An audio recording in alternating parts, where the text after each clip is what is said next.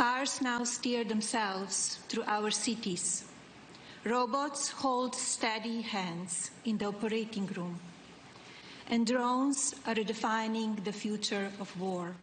First Lady Melania Trump speaking out on how artificial intelligence is increasingly transforming our country, but now a new warning that the risk will vastly outweigh the benefits. A prominent AI researcher recently said that AI could replace 99% of workers within 5 years. But other researchers doubting that will have that much of an impact on the workforce. Let's get reaction from Michelle Calarco. She's the founder of the PR agency MCO and recently named one of the top women to know to take your brand globally. Michelle, a pleasure to have you on. Thanks for being here.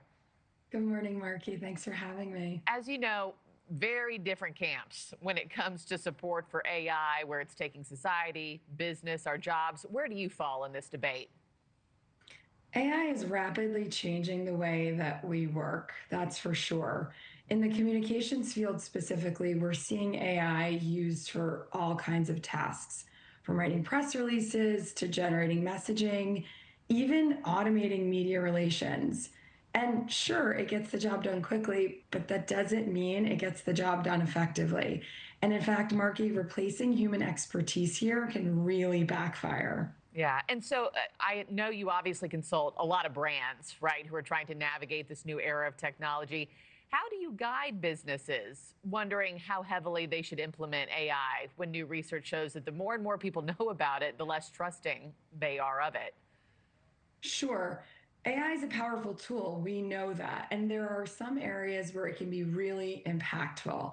Things like research or even being used to jumpstart a brainstorm. These are great uses for AI. Where I caution brands and where I see brands get it wrong often these days is becoming over-reliant on AI for messaging. If you rely on AI for your messaging and become over-reliant on it, you're going to dilute your brand over time. People want brands that are consistent, authentic, and human, and they can tell the difference when something's being churned out by a robot versus coming from a person. You can always tell when you're chatting with a bot online versus somebody who's actually a real person on the other side of that screen or the phone. Let me also ask you about the financials of this, too, because while there have been warnings about AI decimating jobs, you've got this recent report in The Atlantic asks if AI is a bubble. It said this: the tech giants pouring the most money into AI are nowhere close to recouping their investments. And research suggests that the companies trying to incorporate AI have seen virtually no impact on their bottom line. How big of a risk could companies and everyday just ma and pa investors be taking by going all in on this kind of tech? It's a huge risk. You risk your reputation and losing credibility. Once consumers or the media feel that they're being spoken to by a robot, trust is broken. And no matter what industry you're in, trust is everything. It's really about trust first and transactions second. And so what do you tell, should people not even touch, like companies shouldn't even go down this route? It's like, how much do you incorporate, because it is kind of the way of the new world, and where should you stop?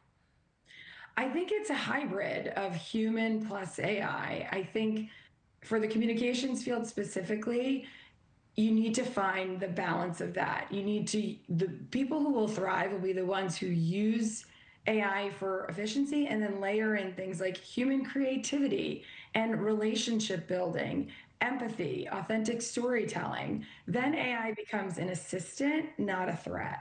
It's a fine line to walk in 2025, that's for sure. Michelle Calarco, thanks so much for your time and expertise this morning. Thanks for having me, Markie. Yeah. Thank you for watching. Subscribe below and download our NewsNation app right now on your phone, and you will get fact-based, unbiased news for all Americans.